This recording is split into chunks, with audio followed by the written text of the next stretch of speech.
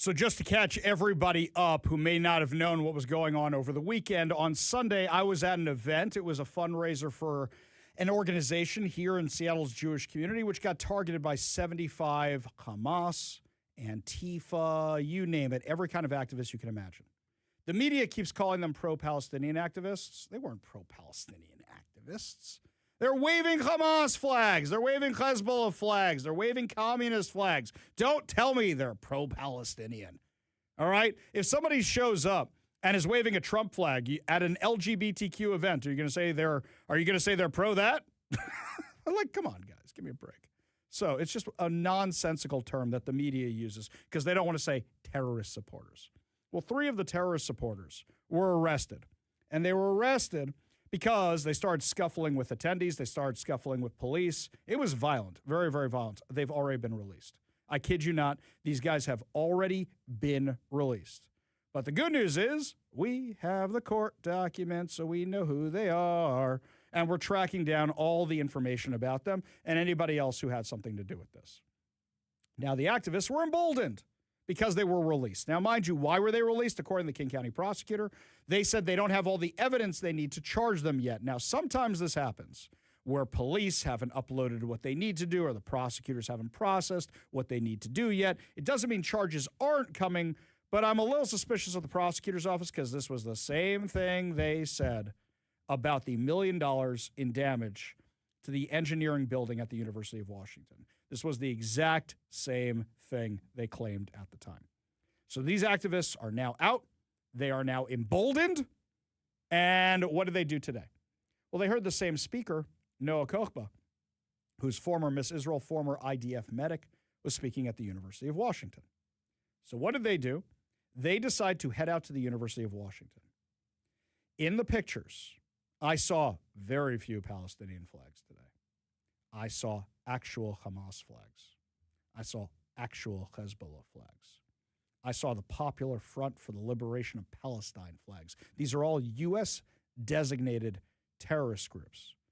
And they were all on the University of Washington campus today to target one person violently again. Joke's on them, though, because Noah Kochba wasn't there. In fact, she's speaking at many, many other places today. She came to this studio earlier today to talk to us. She was here already today. When all the activists thought she was going to be out UW, she was here giving an interview to us in this studio. It's going to run today at 4:30. You get to hear what all the fuss is about. So it was basically a big game of hot potato. It was a big game of hot potato, like in Fast and Furious 7. I'm sorry, Furious 7, where you have Ramsey, who's the one who runs the God's Eye, the computer program that can find anybody in the world, but you got to track her. So you got the guy from Amistad who's shooting at her from the helicopter above, and he's going head-to-head with the street racers. Yeah, kind of like that. Okay, maybe no helicopter shooting at anybody. Maybe no street racers. We didn't use my car at all.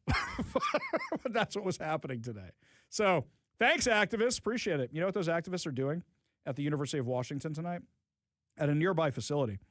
They are having a video screening to materially support the resistance in Lebanon. Do you know who the resistance in Lebanon is? Hezbollah. So you are giving material support to a U.S. designated terrorist organization? Let's see how that works out for you. Yesterday, Harmeet Dillon from the Department of Justice Civil Rights Branch, she announced that she is now investigating University of Washington for anti-Semitism and civil rights violations, specifically because of this movie screening, where you have a group named Super UW saying that they are putting on the movie screening and they are giving the money to terrorists. Now, Super UW was suspended after they caused over $1 million worth of damage to the engineering building last year, but they are still called Super UW.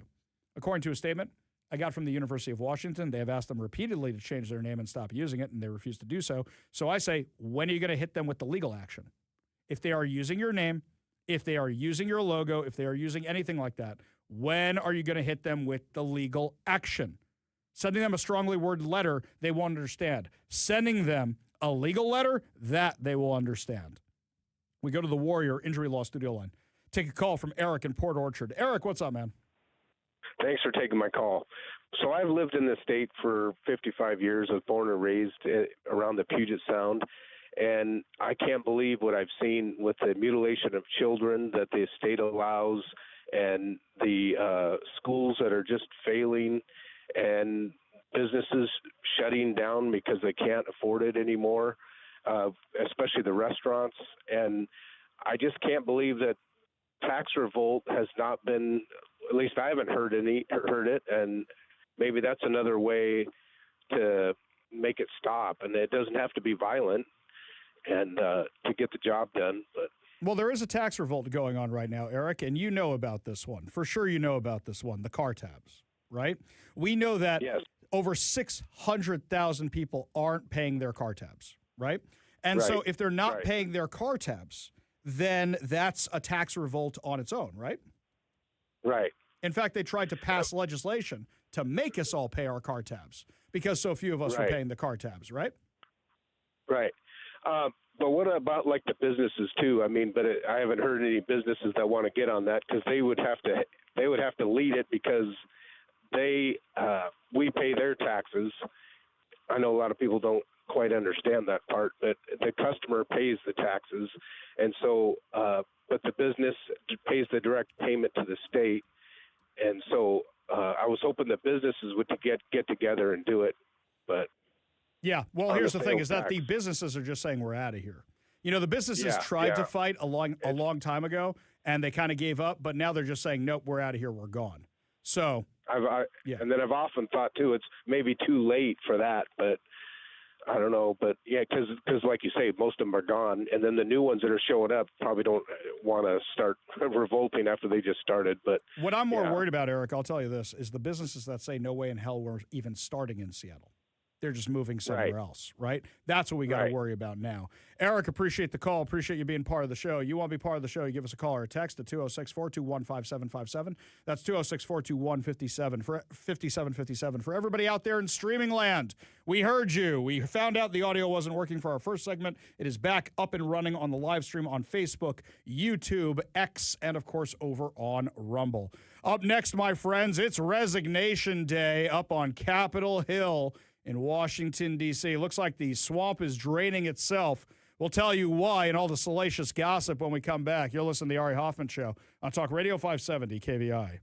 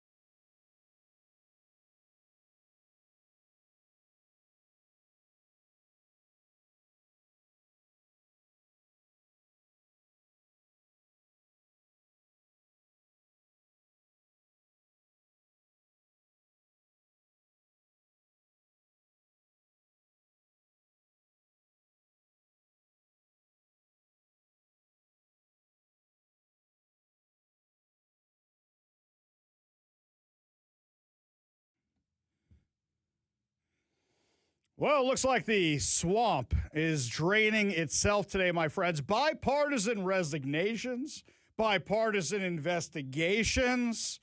Man, is it cleaning itself up, or are these just the ones who were really, really bad at it and got caught?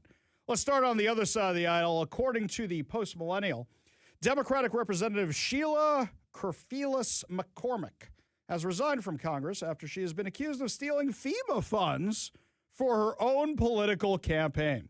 An expulsion vote was set to take place to remove the congresswoman, so better to pull a Swalwell and resign before you get removed. That way you can try a comeback later, right? McCormick said in a statement, "This was not a fair process." Okay, hang on a second here. So you're mad because you allegedly stole FEMA money and didn't have your day in court, so you chose to resign beforehand? Uh-huh.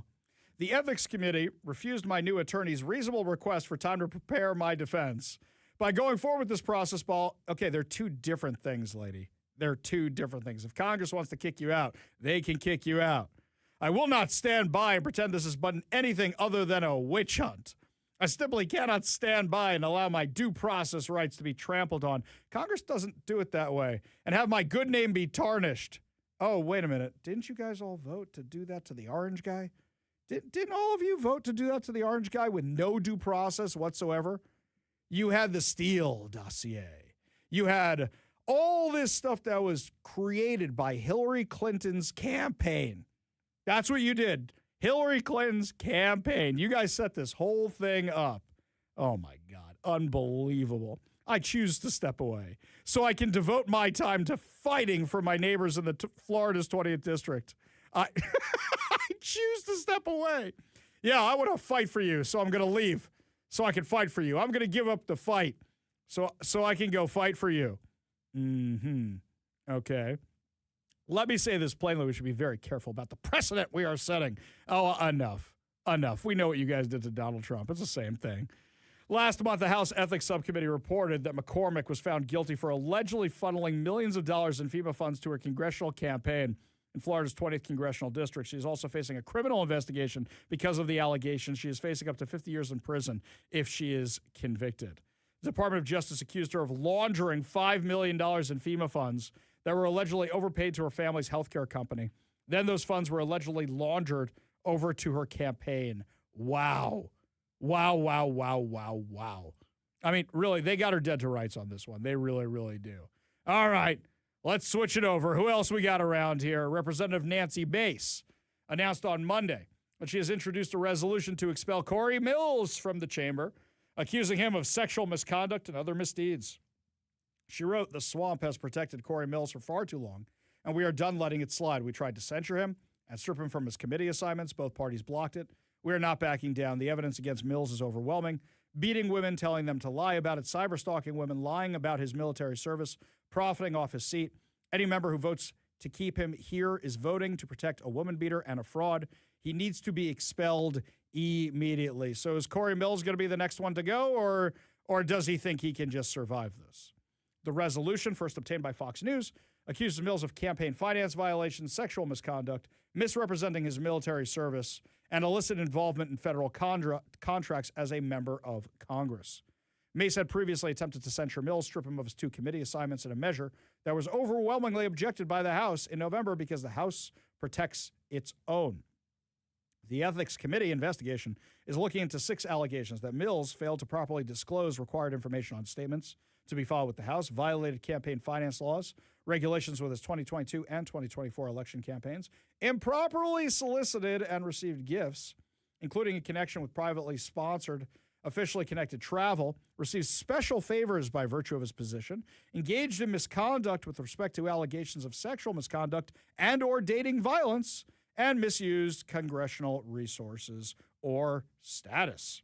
A Florida judge issued a restraining order against Mills in October for protection against dating violence when an ex-girlfriend accused him of harassment and blackmailing her with nude images and videos. Police also opened up an investigation into Mills in February 2025 over the alleged assault of a 27-year-old woman at his Washington, D.C. property. And that's according to Newsweek, by the way, my friends. Not exactly one of the outlets in my right-wing media booklet. What else do we have here? All right.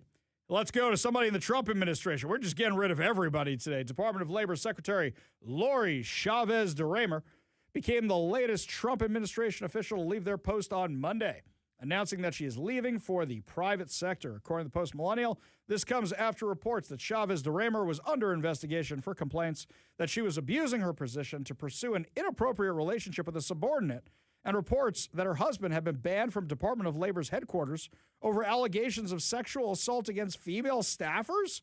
Holy cow! You got Noam's craziness. You got Swalwell's craziness. Noam's husband. This is just, it's worse than any of us knew. We all knew this was going on, right? We all knew this. But Secretary of Labor, quote, has been an honor and a privilege to serve in this historic administration. Work for the greatest president of my lifetime, she wrote.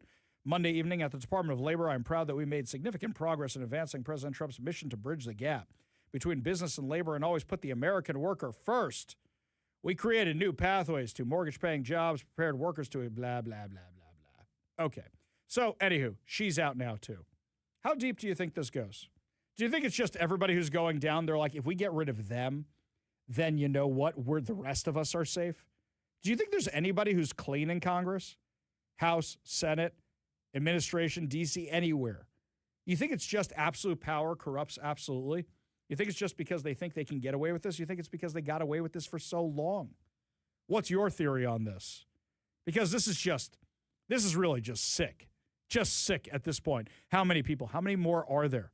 We're going to find out about the Supreme Court justices too, shenanigans they're up to?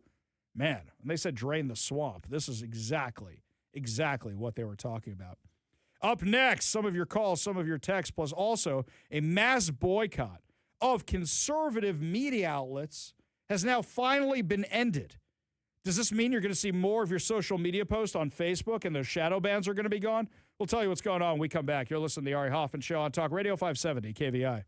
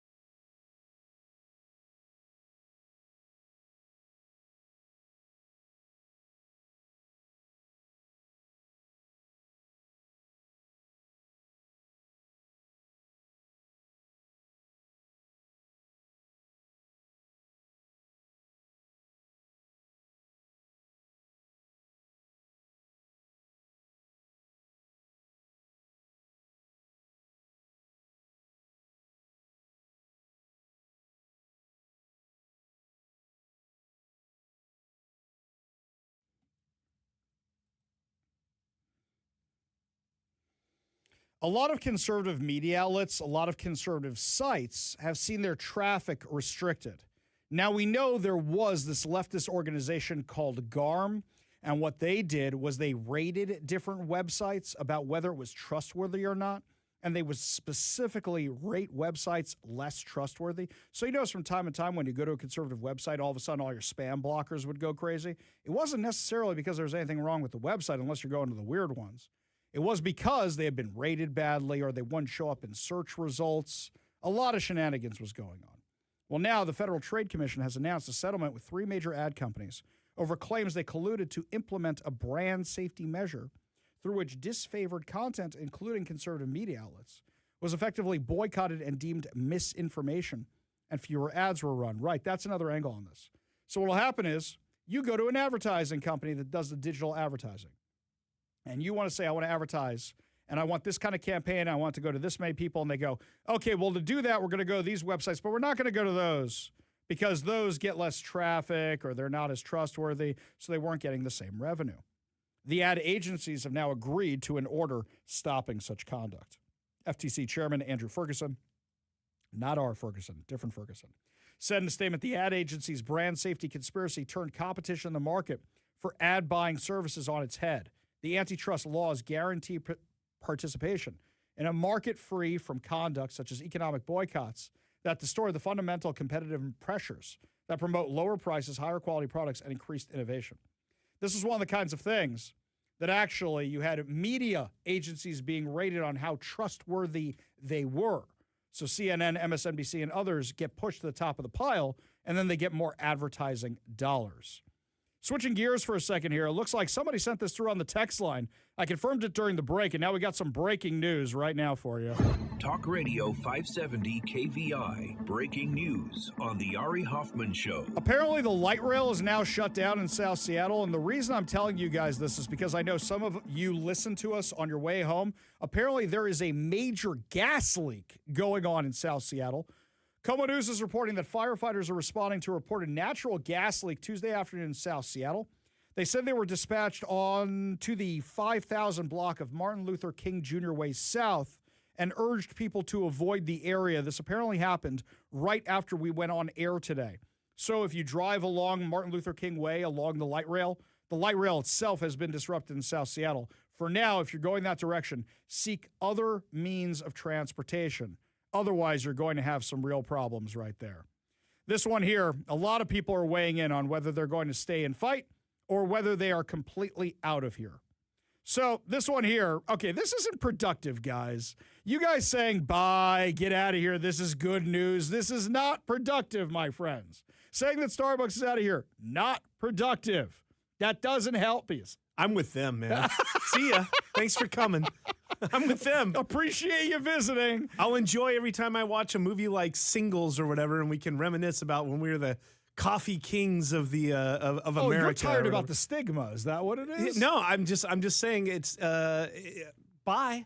Just bye. Let me find that. It's here somewhere. Oh, there it is. Let's just go ahead and play that right now. You got it? Right there. There you go. Okay, so Kevin's excited about that. Yes, this one here. I mean, I'm not a coffee drinker anyways. There you go. Yeah. So I got on the coffee train for a short amount of time, but then I realized what it was doing to my waistline. Hey, as of this morning, I'm down 7 pounds. It's not noticeable yet, but I'm working on it. Yeah, that ain't drinking coffee, by the way. No, because it's not coffee. You know the garbage that I order at Starbucks. That's what I'm saying. It's basically like an overgrown hot chocolate when I order at Starbucks. Right.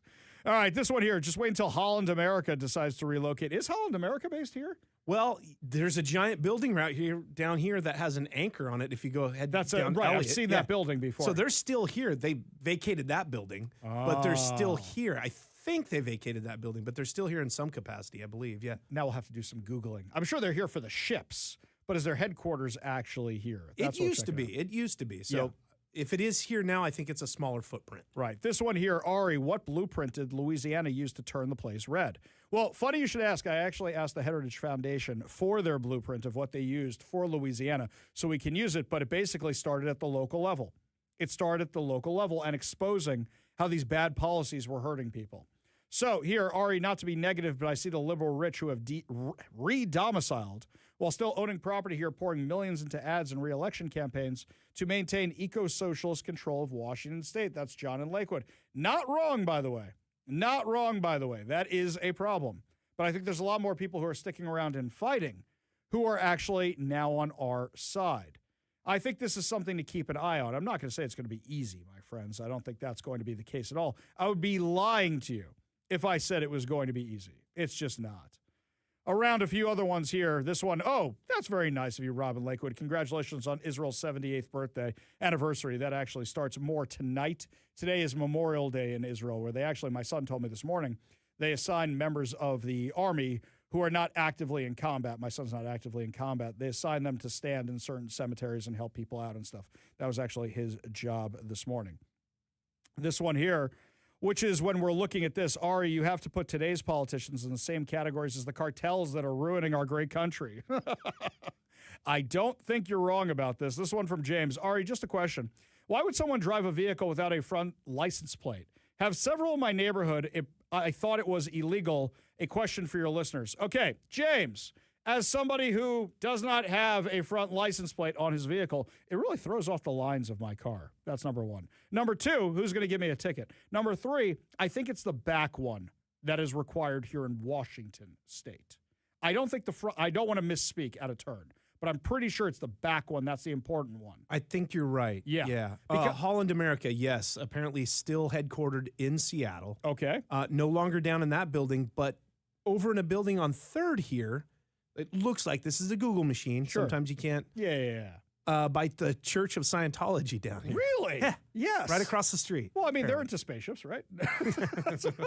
Okay. That's cool. That works out. Ships, spaceships, boat ships, everything. Okay. Anywho, lots more to discuss as the show continues. Up next, my friends, more info on those ballots found by the Washington State GOP. The investigations have begun. We'll give you all the details when we come back. You're listening to the Ari Hoffman Show on Talk Radio 570 KVI.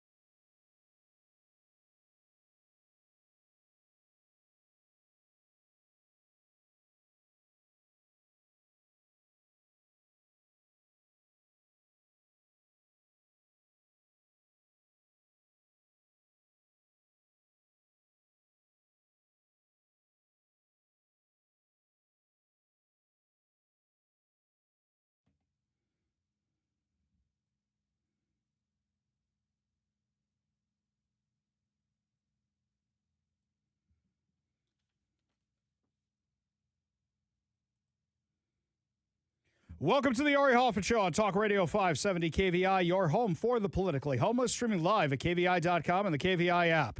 If you want to be part of the most dangerous show on the airwaves, call or text the Warrior Injury Law Studio line at 206-421-5757. That's 206-421-5757. Coming up this hour, a local teacher is fired for accidentally showing dirty pictures to kids during a slideshow. But before we get to any of that, my friends, hey, the economy's rough and gas prices around here are absolutely outrageous. So now is your chance to win $2,000 in cold, hard cash. That's right, my friends. We are giving away $2,000 as part of our Pay Your Bills contest. KVI will give you $2,000 to pay your bills. All you have to do is text the word I give you to the number I give you. Do not text your name. Do not text your phone number. Do not text your email address. Do not text me your social media profiles. Do not text me through your social media profiles. Some of you have been doing that. You just text it to the number I give you. And just the word itself. Today's word is award. As in, I'm going to give Seattle an award for screwing up the most and chasing out Starbucks. As in, I won an award when I was in second grade for baseball. As in, $2,000 would be a really nice award for you. Text the word award, A-W-A-R-D, to 206-421-5757. That's 206-421-5757. Good luck, my friends. And now, after we're done with our friends from our Pink Floyd in-house cover band, we got breaking news for you right now.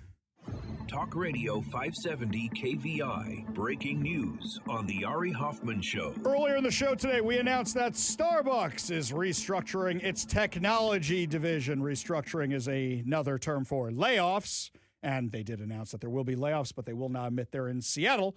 We know that Starbucks is opening a new corporate headquarters in Nashville. We know that they are actually giving up a lot of their space here in Seattle, and even though everybody keeps saying they're not leaving, they're not leaving, they're not leaving. Oh, they are gone. They are leaving. Bye-bye. Goodbye.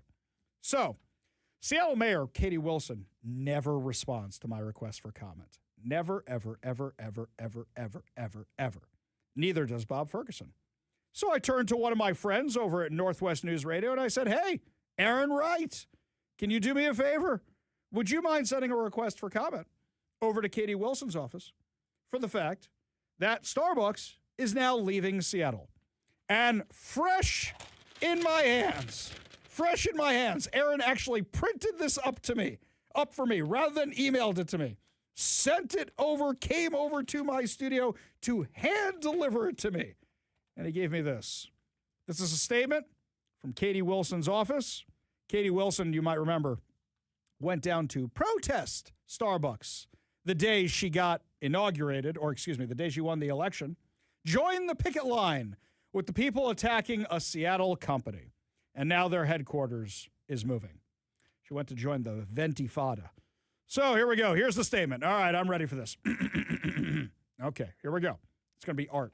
It's going to be poetry. Starbucks is a core part of Seattle's identity. We're proud to be home to its first store, its headquarters? You're not home to its headquarters anymore, lady. They are at, what do you mean you're home to its headquarters? And that first Starbucks store isn't even the first Starbucks store. We all know this, right? I mean, the headquarters is still here. She's not wrong. Okay. She's not wrong. It's Okay. still, I mean, I'm just saying the way it's written, she's currently correct. Okay. So the Mets are not out of the postseason yet. Technically, they still have a chance at the postseason. But no team in Major League Baseball has ever made it to the playoffs after an 11-game losing streak. Ever. Is that what we're saying here? I'm just saying currently that is what it is. And even in that article at Como, Yes. it even at the end of it says something to the effect of, oh, this is they can run from headquarters in both, they're still trying. They're still trying to hold on to that. Okay. So that's like when you see a really good-looking girl and she shoots you down, and then all of a sudden you like try and go to her friend and you're like, hey, can I have her phone number? Well, I don't know, because that would have been, I don't I've been married for like I'm saying like 20 years ago when you're 20 dating. some years and ago. then she goes, oh, she still wants to be friends. And you go, oh, Yeah, so you're sure. saying there's a chance. I guess that's close to that. Okay, sure, whatever. Okay. Maybe not the best analogy. All right. Anywho, Starbucks is a core part of Seattle's identity. We're proud to be home to its first store, its headquarters, and so many of the workers who make the company what it is. We're focused on maintaining a strong partnership with leadership and employees so Starbucks continues to succeed in the city where it all began. How many stores have they closed that we've covered on the show here that were high traffic? You call that success? You think that's success? You're now laying off people here. You bought a new headquarters out in Nashville, Tennessee. You call this success? If you consider this success, I'd love to know what your definition of losing is, a failure. Oh, Katie Wilson. Actually, I should say this was written by Sage Wilson. I don't believe they're related, but Sage Wilson is her comms director.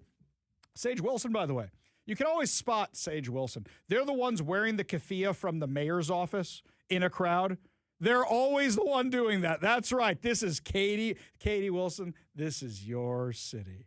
This is your city. Oh, this is just stupendous. This is just great. One other quick thing before we move on. Listener Valerie from Duval called up and said, yes, it is now. You have to have a license plate on the front and the back. I'm sure someone wrote it in the text message. You have no idea how many texts we've gotten about this. And she says it's been for about a year or more now. Yeah. So the amount of texts we've got, in fact, who's the one who sent this here? Wait, I want to get this right. Jeremy sent us the RCW, the actual Code of Washington, that, yes, you do need a license plate on the front and the back. So make sure you actually have those.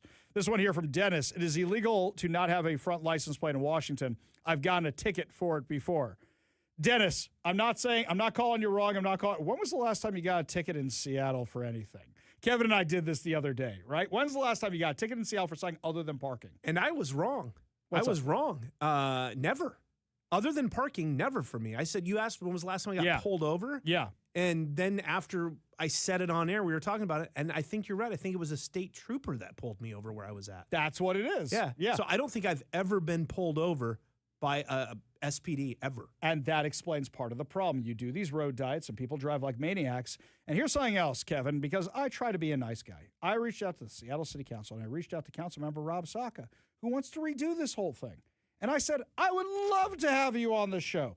Come on the show. And I've never bashed Rob Saka before, to my recollection. I may have to double check that. I don't remember making fun of him. I don't want to speak out of turn. For all I know, I have horribly made fun of this guy before, but I don't remember if it's a good thing. It's very difficult to go back in the archives of audio that's been out there for exactly. Very hard to do. But anywho, I don't remember even talking about Rob Saka aside from I think he was pro-police one time, and I was like happy about that. That's all I remember about him. So I said to the Seattle City Council comms person, hey, I would love to have him on the show. I think it would be great to have him on the show. We could discuss policy. What does he think is causing this? Is it no police? What is it? Hang on, I'm going to check here. Did we get a response back from him yet? Hang on a second here. Oh, no, nothing yet.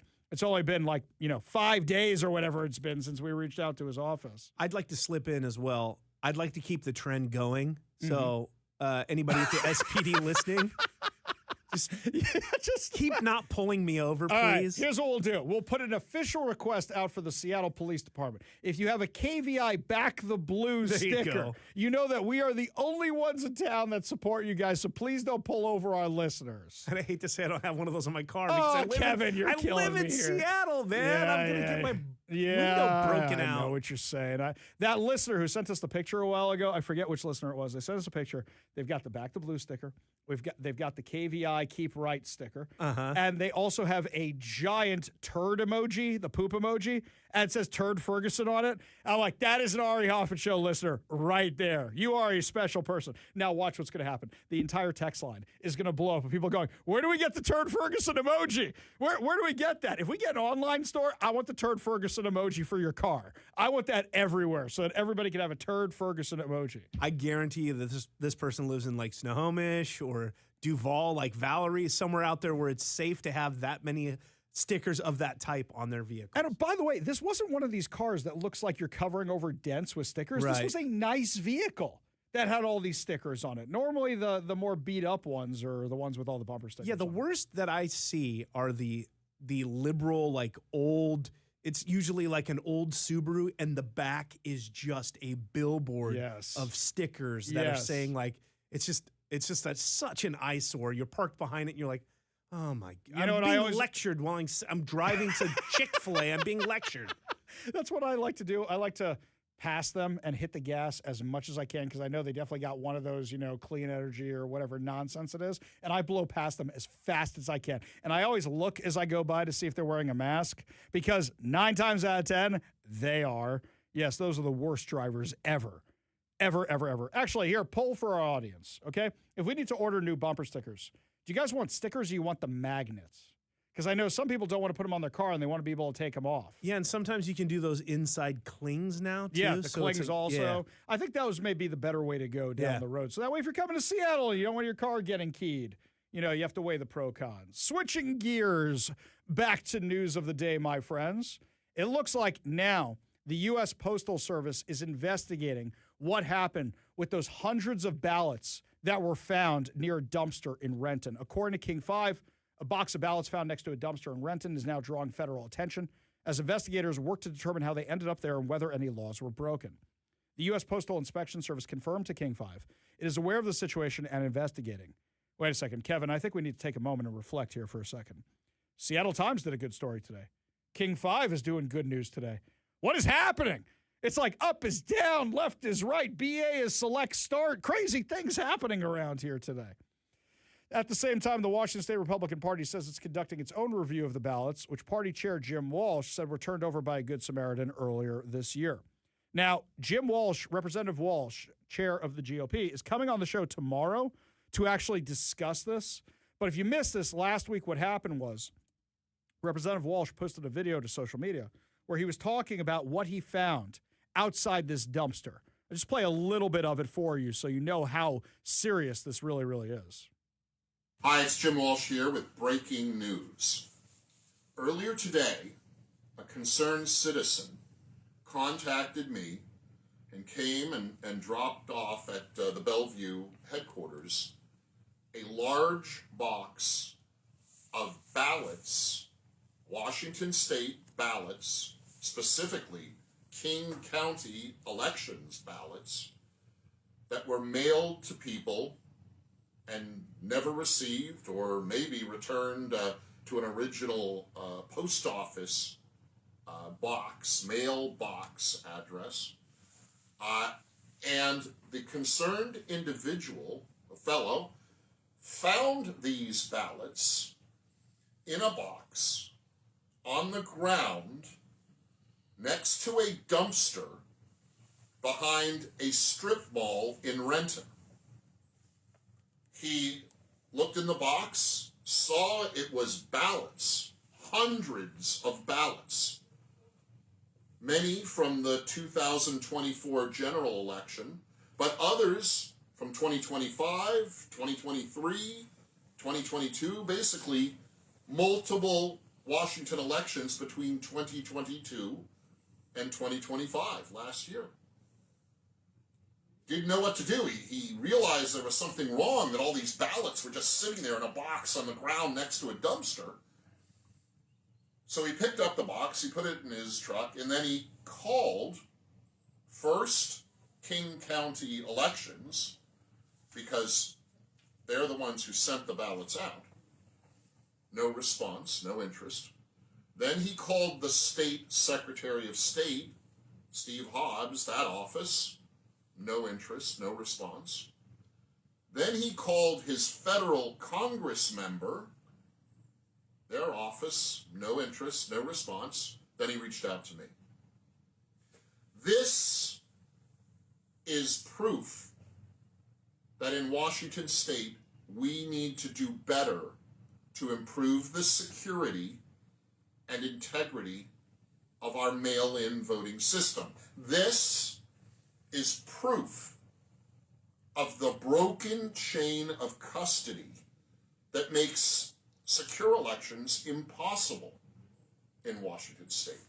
So now, aside from the postal inspector, there's also reports that the FBI may be opening an investigation into this.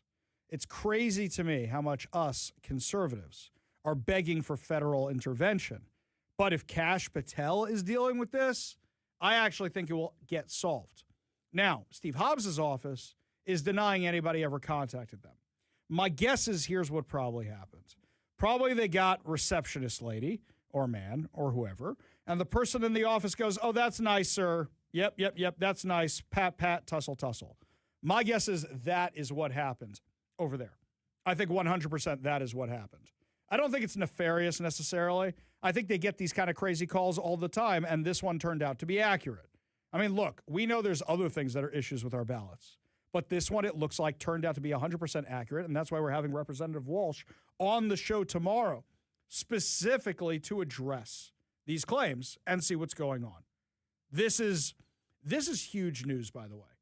And I can't believe that King 5 was one of the ones that was covering it. I cannot believe that Como, Fox 13, Cairo, everybody, Seattle Times, everybody is covering this because it's a huge problem. For the left, they want to investigate this because they want to say there's no there. Okay, it was an accident. You know, some postal inspector did something wrong, whatever. It was accident. It should have been shredded, whatever. But they need to prove that the system works. And for everybody in our world, we need to prove that the system doesn't. But the issue here is if something like this can happen, the system doesn't work. Even if you give me some lame excuse, which happens to be true, it proves the system does not work. Do you guys have confidence in our electoral system here in Washington and our vote by mail system? Let me know. Give us a call or a text at 206-421-5757. That's 206-421-5757. This one here, Pam in Lake Stevens. She says she got pulled over by a nice trooper even with the appropriate stickers for expired tabs.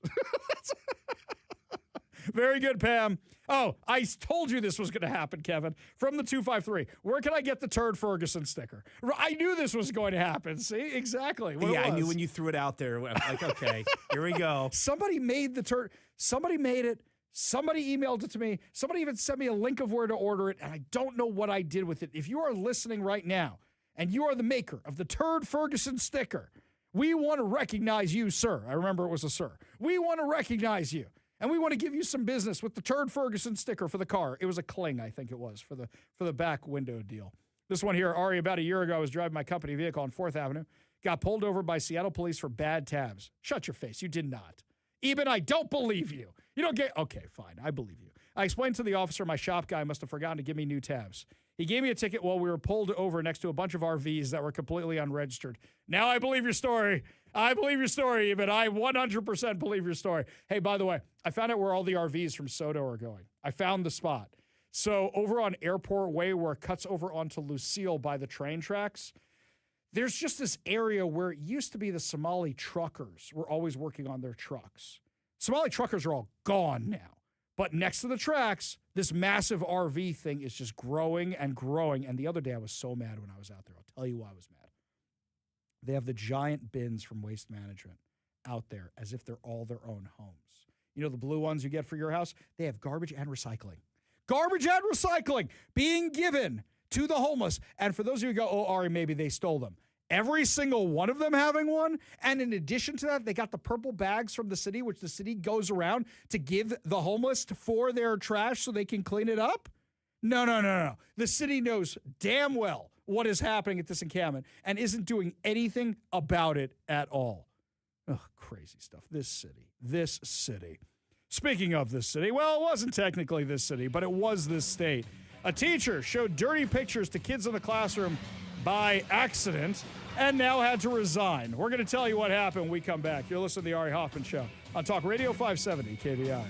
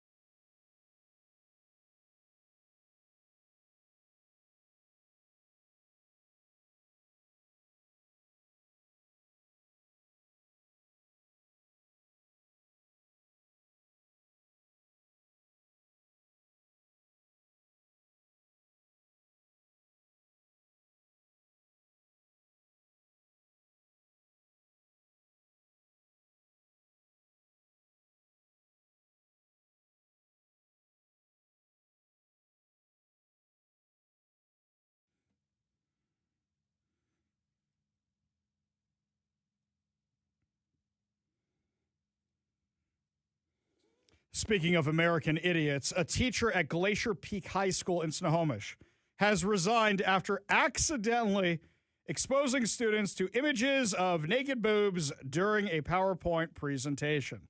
Now, you may say to yourself, how do you accidentally expose a bunch of children to naked pictures when you're giving a PowerPoint presentation? I'm not entirely sure of if it was actually a PowerPoint presentation, but from the pictures I saw of the incident, you know, sometimes, depending on which program you're using, your computer displays other pictures at the bottom. So you select one picture in the reel and it pops up, oh, look, there's Ari and his wife, and isn't that lovely? And down below you see, oh, there's Ari and his kid, Ari in his car, Ari on the beach, whatever it is, all down below. So apparently, whatever picture they were looking at the time, down below, you were seeing the boob pictures. Or maybe it was PowerPoint from Mac. I don't know how. I use PowerPoint on the Microsoft, on the PC, on the Surface. And I know that if it's in the editing feature, you see other slides on the side. But then all of this begs the question, why do you have a bunch of pictures of boobs on your laptop? That's the question we got here, right? Are you a breast augmentation surgeon in your spare time? Is that what's going on? How did you not realize what you were showing to the kiddies? You don't immediately load the thing up on the screen and go, oh no, close the laptop. All right, we're going to do this a different, unplug it. You don't do that right away. Instead, you just kept going with the PowerPoint presentation where the kids had enough time. Okay, let's be fair. Kevin, I need you to time me for a second here. We're gonna do a quick thing here, okay? So I'm a kid in class at a Snohomish school, Glacier Peak High School, which means I am probably on my phone. Okay. I'm on my phone, and the kid next to me, psst, Ari, there's boobs, right? Whoa, phone's up. Okay. All right. Or you have to do the quick look, then the phone's up. What are we talking about? 3 seconds? 2 seconds? Huh? Something like that? 3 or 4 seconds? That should be enough time. Yeah, I may have started it a little early. Yeah. I got 6 seconds. 6 seconds. So in 6 seconds, the teacher who's giving the presentation doesn't look at the screen and go, oh no. I mean, that's like 3 seconds, right? 3 seconds to shut down the laptop or minimize the screen or anything. You got enough time where all the kids in the classroom had time to take pictures of this thing and send it out to their friends? You should resign. In fact, you should be fired. But okay, we kind of wonder why all this is there.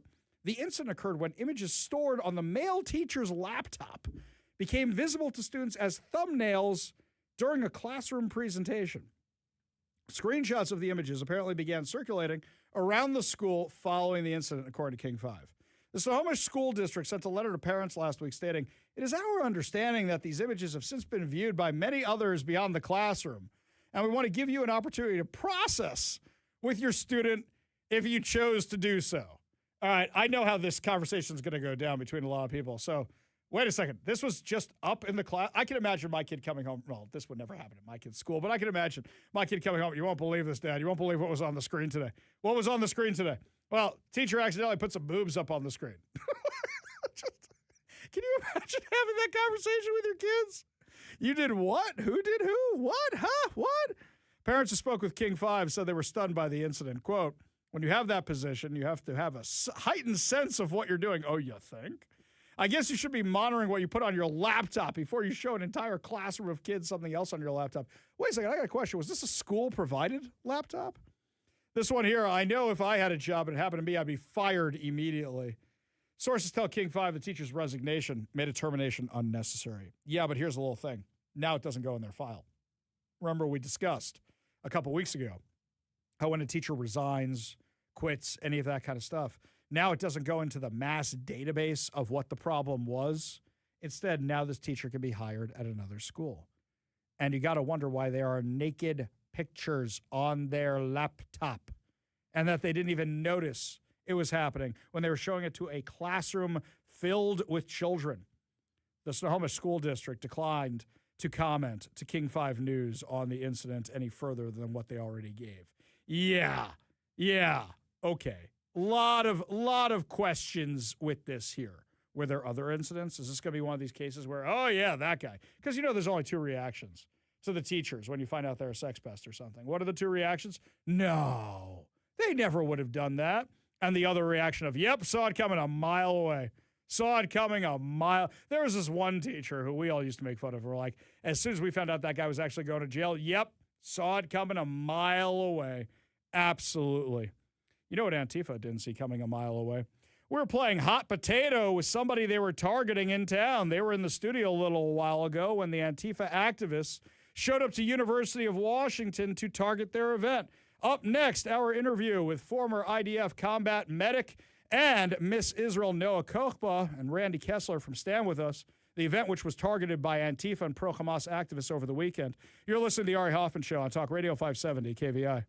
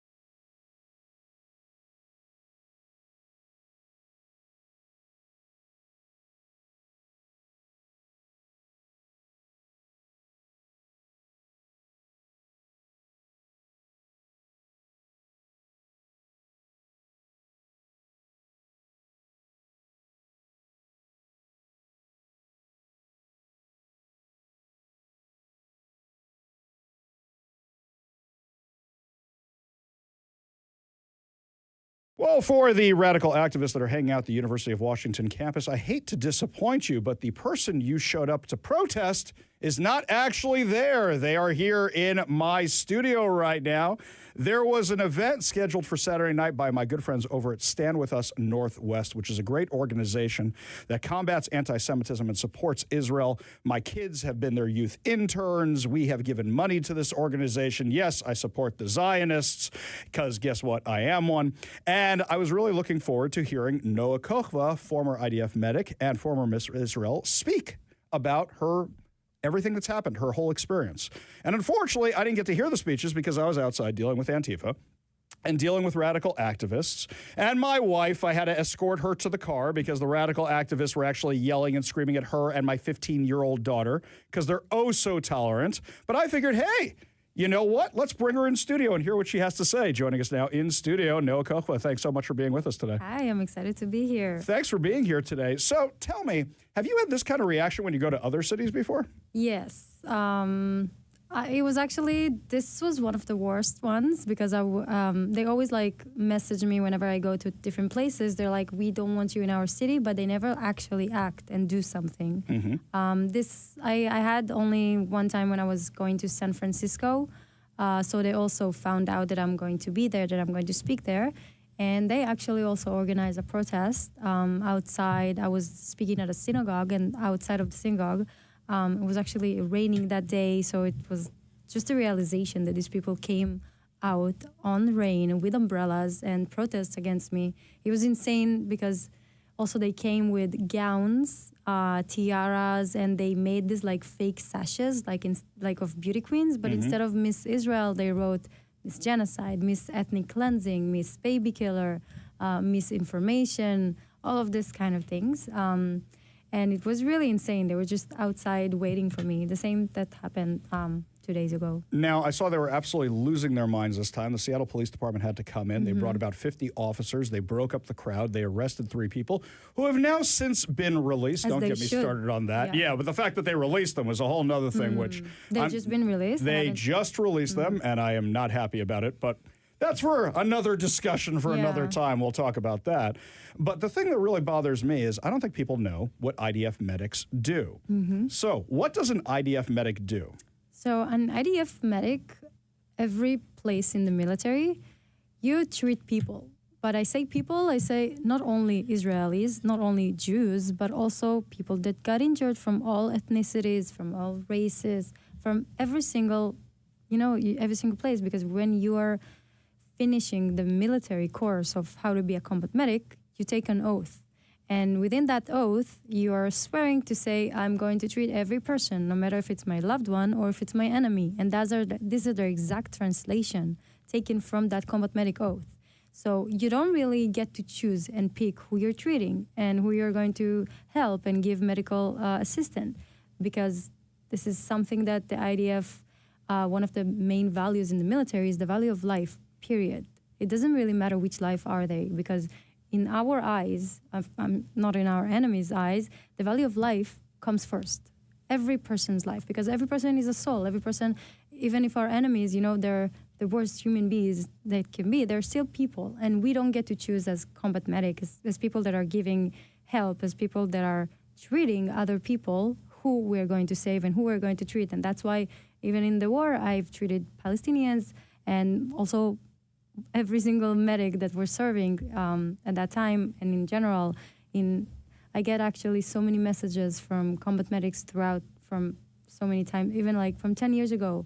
And that's what people don't understand. Combat medics actually treated terrorists, actually treated Palestinians, and they give them help. They give them medical care, which is like, to me, how can you even, start even to say all this nasty thing, like these people were calling me a baby killer when I was actually like saving other people's life and treating people.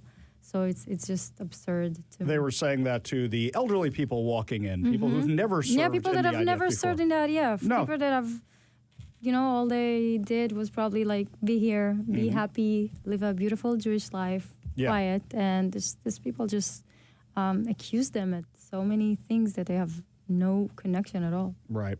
Now, we're also joined in studio by Randy Kessler. He's the director of Stand With Us Northwest. And Randy, this was your event. And I've worked with Stand With Us a very long time. Stand With Us does great work in combating anti-Semitism. Did you notice the irony of Noah being on stage discussing anti-Semitism and the anti-Semitism she's faced, and then a pack of 75 rabid local activists outside basically calling us every slur in the book? It's unfortunately the reality that I've become accustomed to, particularly over the last 2.5 years since October 7th, when the level of vitriol and hatred, open hatred, not just for quote-unquote Zionists, but now Jews who are, regardless of their Zionist leanings or not. We saw Temple Israel, for example, which is a synagogue targeted for violence in Bloomfield Hills, Michigan, because their name had Israel in it. Had nothing to do with Israel. But unfortunately, I've become all too used to seeing these unhinged activists yelling and screaming. That being said, this was still not exactly what we had expected. Right. And I'll say this also, is that they tried to stop the event. You still had over 300 people at the event. You still raised a good amount of money. I still have to give you my donation, which I have not done yet. This is my moment, which I actually have to do that. But you still had a very successful event. Now, forget what's going to happen next year. I'm sure things will be changed for next year with security and things like that. But I look at this, and did people who may not have been fully on the side of Israel, on the side of America, have their eyes open last night? Because you bring in a big cross-section of people. There are people who are picking political fights with me at the event, for example. But you bring in a broad cross-section of people to your events who don't agree with each other politically. 100%. Did some people have their eyes opened? Yeah. To your point, we are officially a nonpartisan organization, and we really do welcome people from across the political spectrum, both as far as American political opinion and Israeli political opinion. There are many of people who are Stand With Us supporters and who are supporters of Israel's right to exist, who are not big fans of Benjamin Netanyahu. Yeah. Right? And that's A-OK. We are a big tent organization from that perspective. Gotcha. I just want to add something that these people probably think that they won because they ruined a little bit our event. But I don't know if they're hearing, but the event was beautiful. And the people had the best time. It was so meaningful to listen also to these courageous students that are fighting on campuses every single day. So this is the most important thing, that I think that all the people that came, not only that they saw what the result and what is going to happen if we're going to stop fighting this fight, because then more people like this crazy lunatic will come. But they also felt like it was a very meaningful event. Yeah. And I think this really should be a moment of clarity, to answer your question, for people who are watching this and wondering how they feel about this. I saw many comments, for example, on social media saying, for example, look, I personally have, not a fan of the Netanyahu government, for example, or I have my criticisms of Israel, but this is not okay. Mm-hmm. This is violence 100%. Is never the answer. Yeah. Never. And it should be a clarifying moment for us. Just like right now, we are watching earlier today, people waving Hamas and Hezbollah flags at the University of Washington. Yeah. Yep. So we're dealing with really not pro-Palestinian activists. We're dealing in many cases with terror supporters. Yeah, exactly. In fact, they're under investigation right now by the Justice Department. In addition to that, one of the groups that's on campus today that came to target you, sorry guys, she's not there. They came to target you. We are going to a different They're place. going somewhere else completely different venue. I love the head We fake. were tricking them. Yeah, exactly. It was so fun to troll them. It really is, because then they just lose their minds and they look like morons. But they're materially raising money, material support, as they said it, for Hezbollah tonight, which is literally giving material support to a terrorist organization, which is why they're under investigation. Noah, before we let you guys go, question for you. Your unit in the IDF. Yeah. I talked to my son, who's also in the IDF, and I said, so what things have you learned that aren't true at all about the IDF? And he goes, well, they should see how many Arabs are serving in my unit. That's they should true. see how many people have a different color skin than me. What was your unit like? First of all, my unit we were about 4 girls, 4 women, and with men. And we were doing the exact same things that the men did. And I think this is something that not a lot of people know, because you know that in the military in Israel, as an Israeli, you know that women are the same as men in the military. And slowly, it's starting to change even more, that women can become in almost every combat role that you want. So I think it's really important to clarify that women are like, that we are so good. And it just to be a part of a military that is like, when we are striking Iran and there is Israeli pilots in the sky fighting a regime that is oppressed women every single day, I think that's the biggest victory as an IDF, and just being a part of this best military in the world. I can see exactly why my daughter looks up to you. And she was so disappointed that she missed your speech the other night because she was hanging out with me looking at the lunatics, but she was We're very, sending very you happy to see love. it. Thank you. That's very kind of you. Randy, if people want to donate to Stand With Us Northwest, what's the best way for them to do so? We are online at standwithus.com/donate. Thank you. Noah Kokva, Randy Kessler, thank you so much for being with us today. And to the activists, you'll have to try again, guys. Yeah. Sorry you missed her today. Am Israel Chai. Am Yisrael Chai. We got a whole lot more to discuss as the show continues. You're listening to The Ari Hoffman Show on Talk Radio 570 KVI.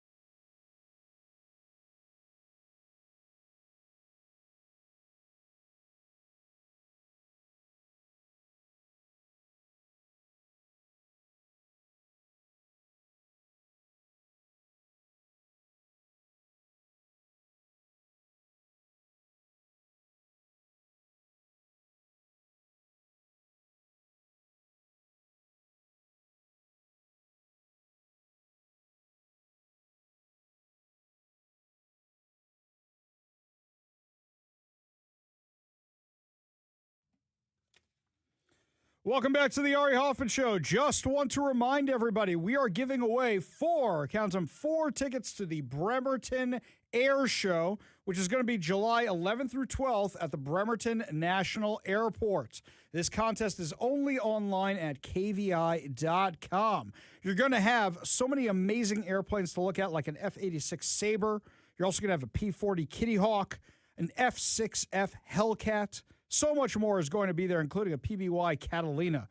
Bremerton Air Show will have something for everyone of all ages. To get all the information, head on over to bremertonairshow.com. And don't forget, we will be out there as well. So head on over to kvi.com right now for your chance to win.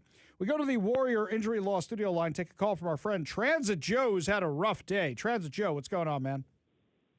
What's going on is, dude, I'm on like the penultimate bus home after taking the buses from Skagit County. I wanted to meet Noah Kochva, and all I got was some video of me walking through terrorist flags, man. I mean, I wish Noah had the guts to show up. Well, I think what happened here, Joe, is the university could not guarantee her safety after what happened the other night. And I think whatever security company they're using, not my security company, but whatever security company they're using may have not been up to the task, and then you can't put somebody at risk like that. Now, here's the other thing, is that she did go to multiple other events to speak while the activists were at UW. But the good news is I'm sure if you send her something on social media, maybe she'll send you a message back. Well, I definitely would like an apology, because I did message her saying, hey, where are you? I was literally on the white rail heading to Seattle City Council to demand they condemn anti-Semitism. Well, Joe, let's be fair. She doesn't know who you are. So if a girl gets a message from some guy, she doesn't know who he is. Where are you? That probably doesn't come off well to the young lady, right? It may not. I'll check with what exactly I said and apologize and rephrase. Okay. I mean, look, at this point, it's too bad you didn't get to see her. You should have come to the event, Joe. You could have come Sunday night and seen both the activists. Here's the problem, Harry. Yeah. Here's the problem. I am disabled. Skagit Transit ends at 6 o'clock on Sundays. Mm-hmm. I have no ride home. I gotcha. So, Joe, let me ask you this. How was it out at UW today? What was it like? Were they nice to you? But they followed me around a bit. They heckled me. They didn't like the fact when I called them out for, quote, silencing Jewish voices, end quote. Wow.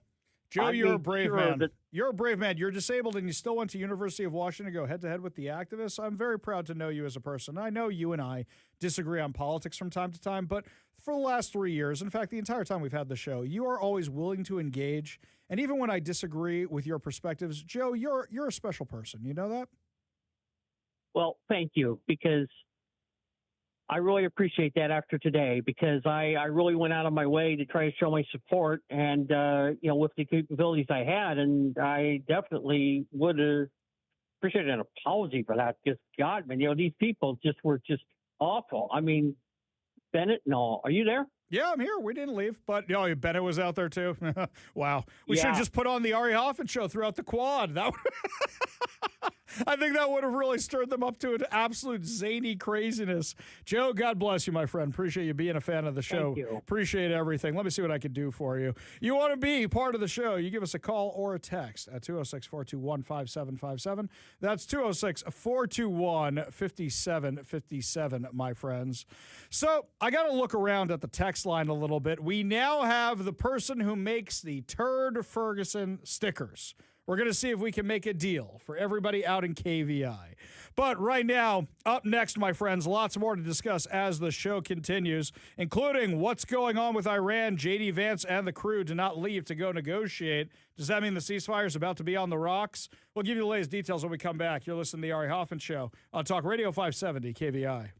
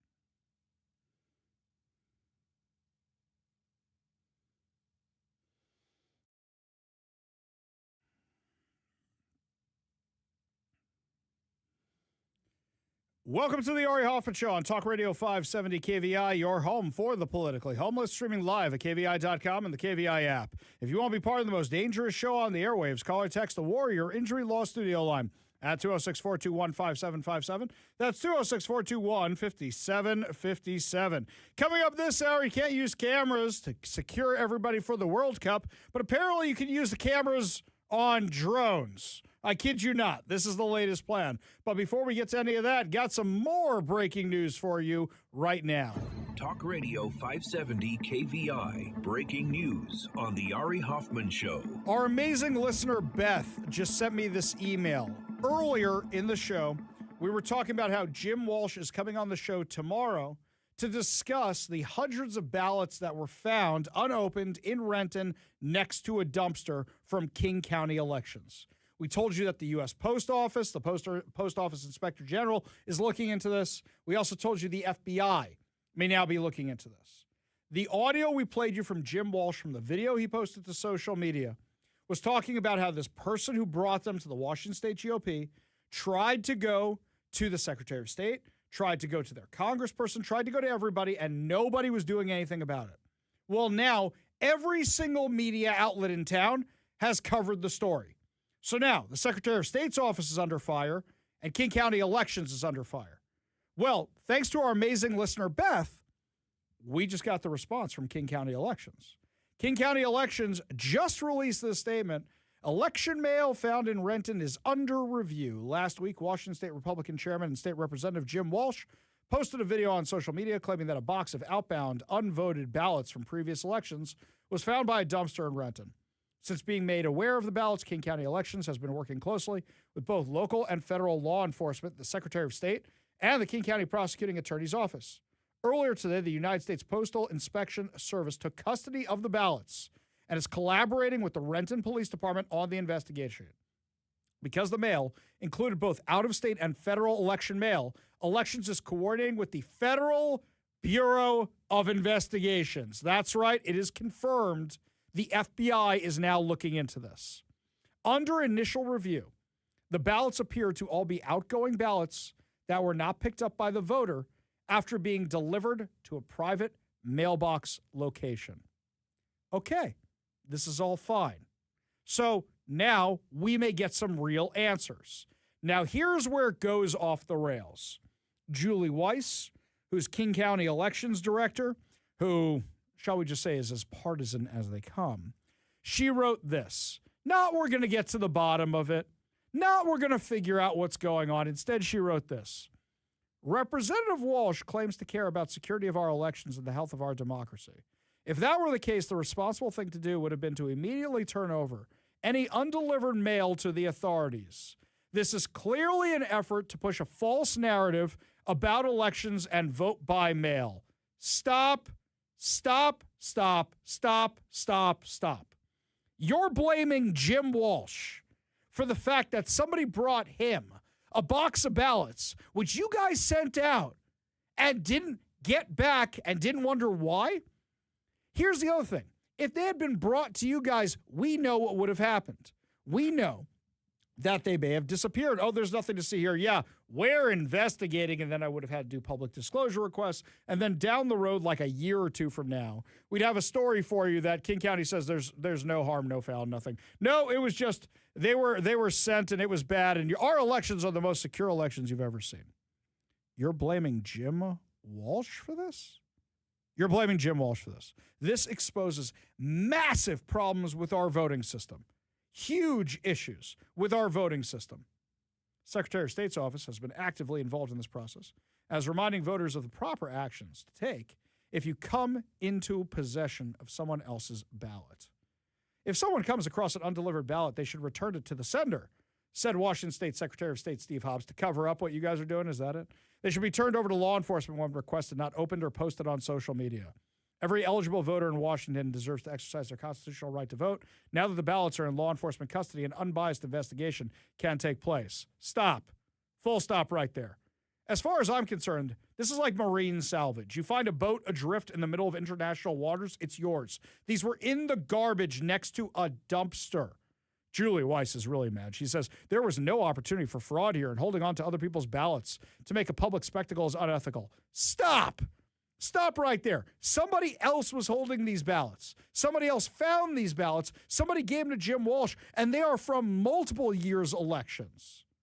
Give me a break, Julie Weiss. You know what? We're going to reach out to Julie Weiss. We're going to reach out to King County elections.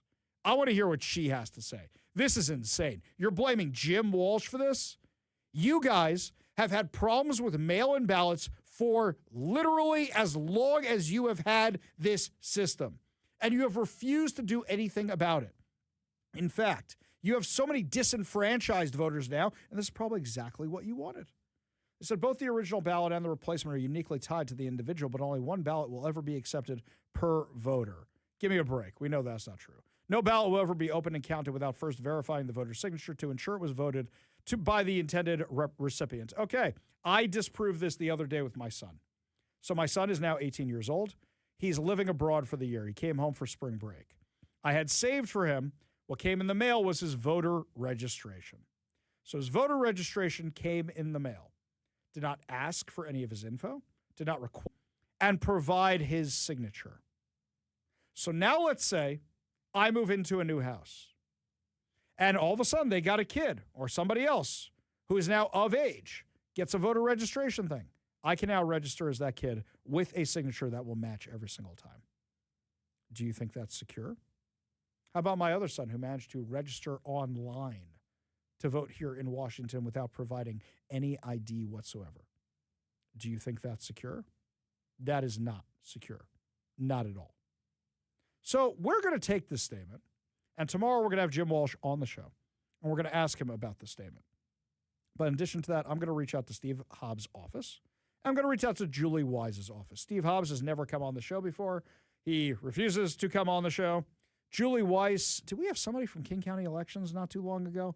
I don't recall or not. We're going to reach out to her office and say, why are you blaming Jim Walsh for this? Why are you mad at him? We're going to reach out to her office and see if she's willing to come on the show. And now the federal government's involved, and I think that a lot more of you have confidence in the federal government to actually solve this. So let me ask you this. Do you have confidence in the FBI? Do you have confidence in President's Post-Inspector General? Do you have confidence in this now getting solved? And what do you think would have happened if Jim Walsh had just returned these to King County elections without posting the video he did? Give us a call or a text at 206-421-5757. That's 206-421-5757. Look, the Trump administration, you like them, you don't like them, they're good at getting things done. You know all the problems we've had with air traffic control towers? How many of them were because of outdated technology?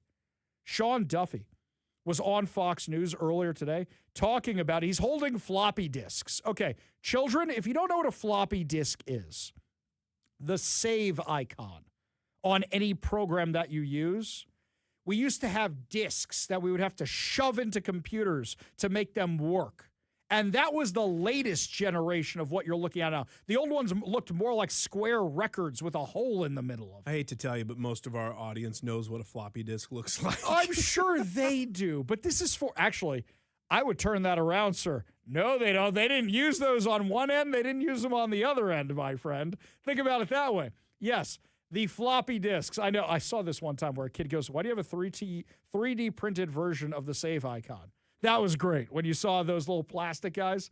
Couldn't run your computer games or any other program with that. You couldn't play Oregon Trail without your floppy disk in your Macintosh. If I remember correctly, you couldn't get online. You had to have a floppy disk with AOL to get online originally. I got 100 hours in the mail like once a week or something, and then you use them as coasters. I like the people who turned them into things that hang from your rear view mirror. I never understood that, putting the CDs there. Remember people doing that out in like the trees or something? If you have fruit that you don't want birds to come and eat, you'd put them and hang those because they flash around. They'd keep them away. It messes up the birds? Yeah, they see it all like, oh, what's that? I don't want to fly down there and eat that apple. Different uses for CDs. Okay. That's what I was told. I don't know if it was just a bunch of nonsense. Oh, it could have just been they like decorating the tree that way. Well, here's Sean Duffy holding a bunch of, and these aren't floppy disks like you and I know, Kevin. These are the floppy disks from like the space program. And I don't mean Artemis. These are the old school floppy disks that he's holding while having this discussion. They use these paper flight strips, and one controller will pass off an airplane to the next controller by passing a strip of paper. We are going to digitize all of that. 17 towers are already done. Air traffic controllers love it. But by the way, many of the younger viewers might not know what this is, but this is a floppy disk. This runs the computer system in aviation, and the problem with what we face today at the FAA and DOT is that 25 years ago, and you're aware of this, John, was that the FAA promised with next gen they were going to get rid of all this old equipment and build it brand new. The Congress spent billions of dollars and nothing was built. So today it was important to say less than a year ago I stood on the same stage and laid out the plan to build a brand new air traffic control system. I got the money from Congress, $12.5 billion, about 6.5 months ago. And in 6.5 months, we have made leaps and bounds of progress in building out this new system. We can have it completed in 2.5 years, get rid of all of this old equipment. But then at the same time, we need more money for brand new software. And the software is the magic that's going to allow us to reduce delays and cancellations and truncate the time in which you're going to have to fly. This is all really important, what we talked about today, but the software is magical. So the software is what I'm concerned about. And I'll tell you why I'm concerned about this. I love the Trump administration. No, but they're up to date now. They got rid of the floppy disks. Now they're on CD-ROM. Oh, so excellent. Everything's good now. Oh, we're solid now. good. We got that. In fact, we still have dial-up modems. Mom, hang up the phone. Ma, I was downloading the theme song of ER for my friends. It was going to take all night. I only had 45 more hours to go. The scrubber was 2%. Oh, man. Oh, man. Well, what I'm worried about is who's doing the software. Is this something where you're partnering with big companies, or is this somebody's nephew who knows how to make software for airlines? I mean, I got to assume it's got to be better than anything else, but what you don't want is you don't want something plagued with bugs going forward. Think about this. They were still doing air traffic control on paper strips. This is stuff you've seen in old movies. You know what? Argo had this. So Argo is about, the hostages escaping Iran, the ones who managed to get out of the building beforehand. And in the big scene at the end when they're rushing to the airport and the Swiss Airs trying to take off and they have the tower and the terrorists come to the tower, they're using the paper ones. That's what they were using in the 1970s. And by then we already had computers. And we're still using that stuff. That was Tehran, though. Yeah, I don't know why anybody is surprised by this because, I'm not even the biggest consumer of news, which should shock a lot of you out there. Yes. How's this guy on the show? No, but I mean, every 2 or 3 years, maybe even once a year, they do a story for the past 15, 20 years on how archaic the way that our traffic control is done. And I don't know how many administrations it's gone through where it's something really needs to be done. And then new administration, something really needs to be done. And nothing's done. I've seen so many reports, none of this shocks me, what he's showing me. I'm yeah, I know the whole paper thing. The little slider deals, they move one over and up to the top or whatever. Yeah. You know what's crazy to me is I forget it wasn't Pushing Tin, which was an air traffic control Which movie. is the most famous probably. Right. Air No, it traffic was something control. else. It wasn't Die Hard 2. It was something where there was an air traffic control thing. I remember somebody saying, yeah, we went to look at air traffic control, but it was so outdated, we need to make something the audience would believe. So this one's all high tech. You're Die Hard 2, perfect example. So the army terrorists take over the church and build this high-tech looking portable thing. Oh my God, they've got all our equipment. Turns out all you needed was a floppy drive and a stack of paper, and you could have crashed that plane into the ground. Outer marker, my you-know-what. Yeah, give me a break with all that. Absolutely crazy. I think one of the bigger problems was that I've always heard too is that the stuff that's set up there is pretty permanent. Yeah. Right? You've got the tower. So to switch over, there's got to be some time. There's got to be some downtime. Right. You got to shut down the tower. You got to look. There is no downtime. Well, there's you can there's things you can do, right? But you got to rip out all the electronics of that place. And then what happens? You find out, well, none of this cabling works. We got to take all the cabling out of the ground. Well, the power we have isn't going to be able to power all this because now we got all this electronic stuff. Before, all they needed for was the coffee maker or the lights. And now you got to do all that too. I mean, you're talking about they may even say, towers are kind of obsolete. I don't know why we're even building this thing up here anymore. Right. If you could do everything digitally, why do you need to actually look at it unless the robots take over? Then you got to verify it with your sight. Right. And I think it's always been hey, if things really, really hit the fan, you at least have to have some visuals of what's going on. To look out there, Yeah. right. Those guys in submarines still have ways of looking out the window somehow when they're doing navigation, right? Well, they're spending $20 billion on this. Here's more from Fox News regarding the upgrade. Today is the first time we're getting a look at not just the old technology that's in some air traffic control towers right now, but also the new technology, state-of-the-art, that's going to replace it. So take a look at this. These are the old radar systems that air traffic controllers have been using since the mid to late 1980s, and these are the new radar systems that will replace this technology. Already, Congress has approved $12.5 billion for this massive overhaul of the system. Take a look at what the Department of Transportation is already doing with that money. They're renovating 90 air traffic control towers. They're converting to digital 25,000 radios and 400 voice switches, replacing 600 radar systems, and updating the structures, telecommunication structures, to wireless. Another example of the old technology that they use, these are paper flight strips that air traffic controllers use to see which planes are taking off, landing, and taxiing. All of this is going to be replaced with this digital system so they can keep track of everything right on the screens in front of them. You know what this makes me think of, though? The helicopter crash about a year ago when President Trump first took office. You remember that helicopter crash? And this was the kind of thing that opened everybody's eyes. It was the one out of Reagan, where how can these planes be flying so close together? How could something like this possibly happen? And then you find out all the problems you have in the FAA. How many lives could have been saved if this had been done years ago? How many disasters could have been averted if this had been done years ago? And just like Kevin just said, every year you hear some story about how outdated the technology in the control center was. I heard a story last year that they were buying replacement parts on eBay because it was so hard to find this kind of stuff. How many lives could have been saved? How much property could have been saved? How much destruction could have been stopped if we had up-to-date systems and nobody actually dealt with this? Plenty of presidents promised to do something about this, Republican and Democrat. None of them did. It was President Trump who finally did something about it. Yeah, well, I don't think that kind of common sense is coming here to Seattle. Because now that Katie Wilson has said we're turning off all the traffic cameras, somebody else has an idea. Let's bring in the drones. So you can't use the cameras to keep track of the crime, but you can use the drones. My head's going to explode. We'll give you all the details when we come back. You're listening to The Ari Hoffman Show on Talk Radio 570 KVI.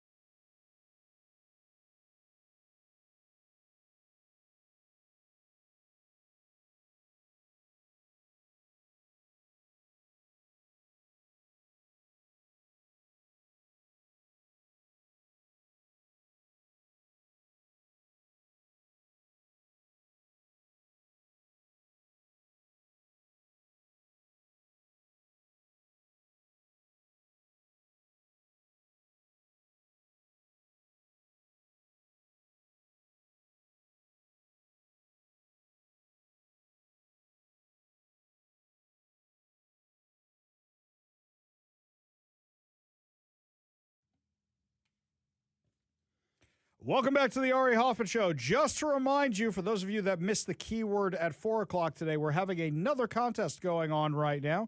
We are giving away a 4-pack of tickets to the Bremerton Air Show, but you can only enter to win at kvi.com. Just head on over to the contest page over there. The 2026 Bremerton Air Show is taking flight July 11th through 12th at Bremerton National Airport. The show will be a celebration of classic military aircraft and world-class aerobatic performancers. I can't speak English right now. What just happened? Take a breath, Hoffman. Recoup. World-class aerobatic performers. Don't assume what it says. Just read the page. Hoffman reads the teleprompter. There we go. Performers include an F-86 Sabre, a P-40 Kitty Hawk, an F-6F Hellcat, plus a PBY Catalina, and so much more. For all the details, head on over to bremertonairshow.com. That's bremertonairshow.com. And make sure you sign up for your chance to win over at kvi.com. That's kvi.com. Well, remember how Katie Wilson, our socialist mayor, said that she's turning off all the cameras around here because, ICE might be using them? Is ICE in the room with you now, Katie Wilson? So you don't care about the human trafficking that usually goes along with big events like this? You don't care about crime at all? Let's just do it to stick it to Trump, right? Well, I saw this today and I'm laughing. So they turned off all these traffic cameras. But now, according to Como News, with the FIFA World Cup games just a few weeks away, law enforcement is set to protect Seattle on the world stage after years of planning. Adding to their toolkit, the King County Sheriff's Office is deploying new counter-drone technology that was paid for with around $12 million in federal grants for World Cup security. Hang on a second. The new drone detection systems will help law enforcement quickly identify drones that are violating temporary flight restrictions. Okay, because you have no drone zones. But don't you also have cameras on these? Oh, ICE might be using them. ICE might be using the drones. Do you realize that Katie Wilson basically just put out a sign to the entire world that, hey, Seattle, we're not going to be able to catch you if you commit a crime or a terrorist act here during the World Cup? It's like, look, Kevin and I were discussing this earlier. You know what you can get away with in Seattle with speeding and driving like a maniac because you know nobody's going to pull you over. Well, now imagine a nefarious individual who's coming to town, say, to watch the game between Iraq and Egypt. So somebody who's coming to town to see the game with Iran against Egypt. Because nobody from Iran wants to do anything bad to the U.S. right now. They know they can get away with whatever they want. It's beyond insane. Beyond insane. Bonkers crazy, you might actually say. This one here, what are our priorities here in Seattle? According to Como News, pickleball players are pushing back against Seattle Parks and Recreation proposal that suggests removing more than 30 pickleball courts across several neighborhoods in the city. Okay, here's my issue with pickleball. Somebody want to back me up on this? Isn't it just a tennis court? I mean, I understand the lines are different, but aren't they multi-use? I've never played pickleball, but from what I understand, it's a tennis court with different lines on it, right? Just asking. Yeah, I think so. I mean, I'm no expert. I'm sure we've got 50 million people listening that are. Yes. And we're going to hear about it on the text line. Yes. But it first came into my orbit, I think, in middle school. Mm-hmm. And we would play it on the basketball courts because some of the basketball courts had the different lines on them. Different lines. Yeah. We'd sometimes, when I got into high school, it was out on the tennis courts. But yeah, my understanding is a little smaller. It's a little bit smaller, but those are the lines that I didn't know. The inner, yeah, right. I didn't know what those lines did when I was a kid on Yeah. the tennis court. I just knew there were smaller lines, and I knew they were for something called pickleball. You know, pickleball was invented here, I heard something about Bainbridge that. Island. Right over here, right? Yeah. In fact, isn't it our state sport? Is I now think- yeah, pickleball. I I think think the so. legislature did something about that. It was funny because we used to, like I said, we used to play it in middle school and especially around here. I grew up around here. Yeah. And I remember thinking at the time, even when I was like 13, 14, this isn't real. This isn't real. And then as an adult, way later on, all of a sudden this pickleball craze starts happening. And I was like, wow, that actually became a thing. So back me up on this or explain this to me. Either way, because I'm having trouble understanding this whole thing. In Westchester, where I grew up, you had to go to tennis camp. You were forced to go to tennis camp. I sucked at tennis, but I went to tennis camp. You had to go to tennis camp? I had to go to tennis camp. This East Coast hoity-toity nonsense I agree that you with guys did. You got to go to summer camp every year. You got to go to tennis camp. Tennis camp was driving. You went home at night. Now, tennis camp had its perks because, like, you could go in the morning and catch a Mets game in the afternoon. There were perks. This was like a day camp kind of thing, but you had to go to tennis camp. If you didn't go to tennis camp, there were problems. So you go to tennis camp, right? I play tennis. Yes, okay. Oh, okay. But here's my thing. Is pickleball a better workout than tennis? Is it? It seems like it's more exhausting because it's faster paced a little bit. Am I wrong about that? I think tennis is faster paced, and you've got more ground to cover. I got you. But like it seems that rubber ball coming off. You ever hit a wiffle ball? I mean, it's basically a giant wiffle ball. Okay. It's not like you can hit. Like, it only goes as fast as it can go because of so like it's the air not resistance. faster paced. I don't think so. Yeah, that's why you got a lot of.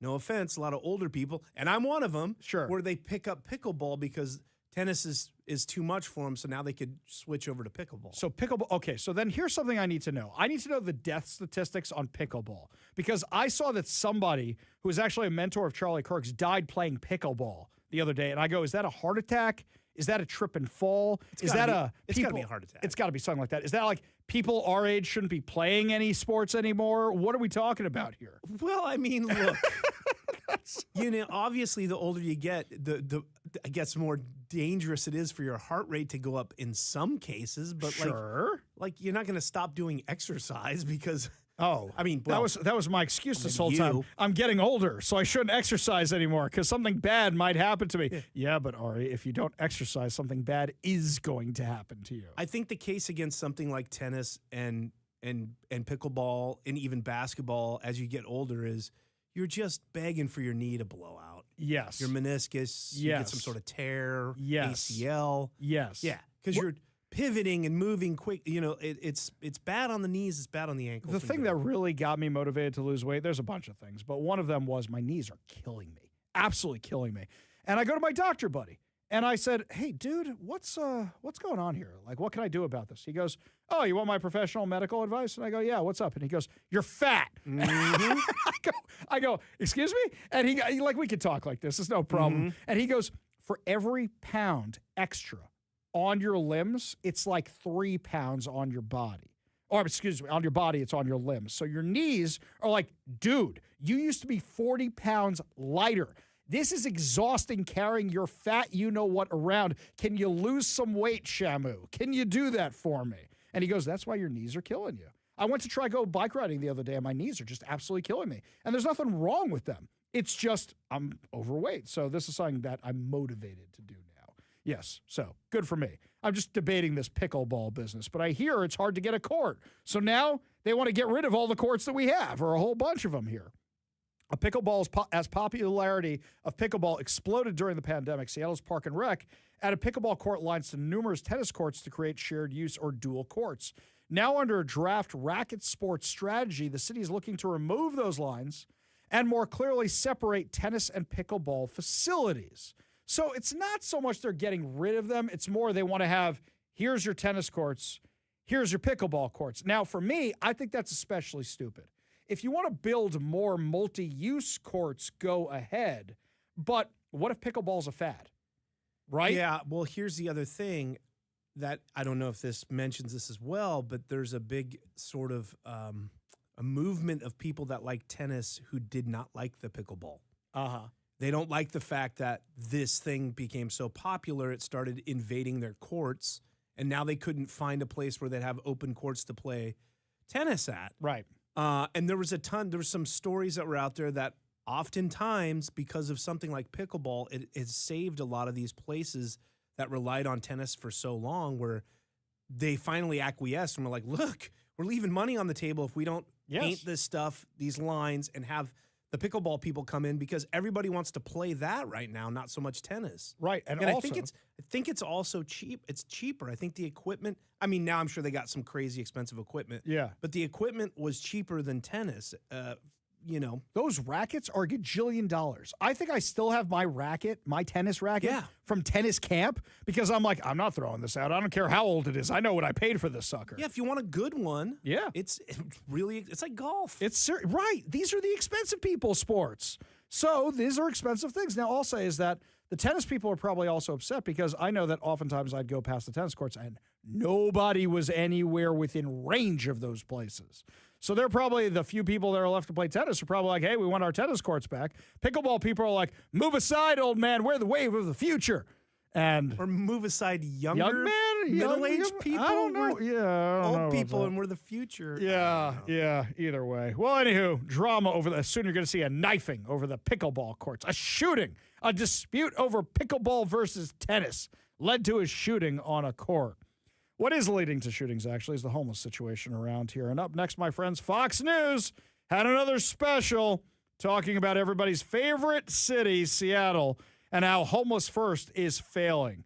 We'll give you the full details when we come back. You're listening to The Ari Hoffman Show on Talk Radio 570 KVI.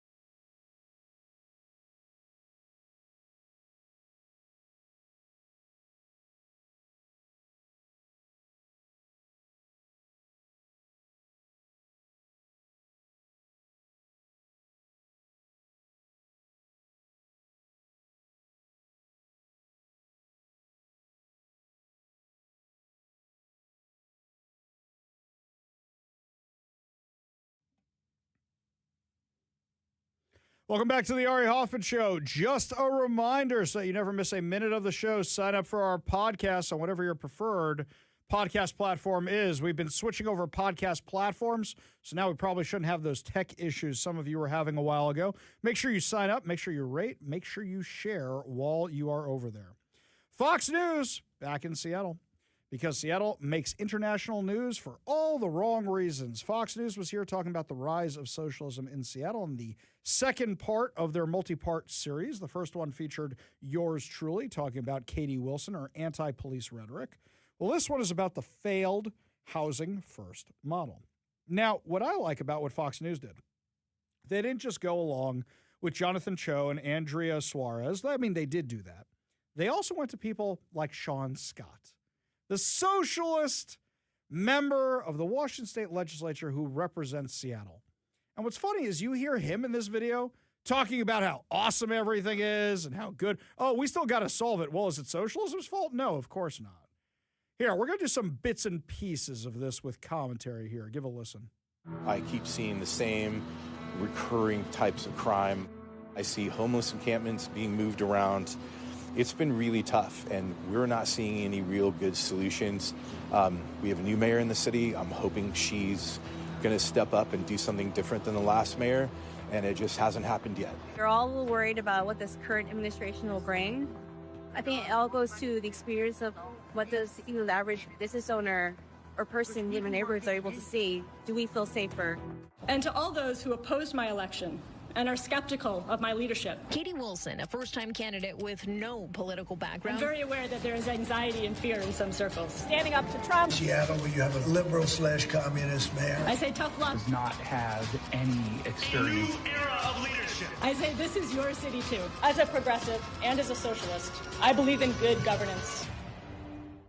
We've cleared hundreds of thousands of pounds of trash through this beautiful area. It is the #1 viewpoint for Seattle's downtown, and it's been completely destroyed by drug addiction.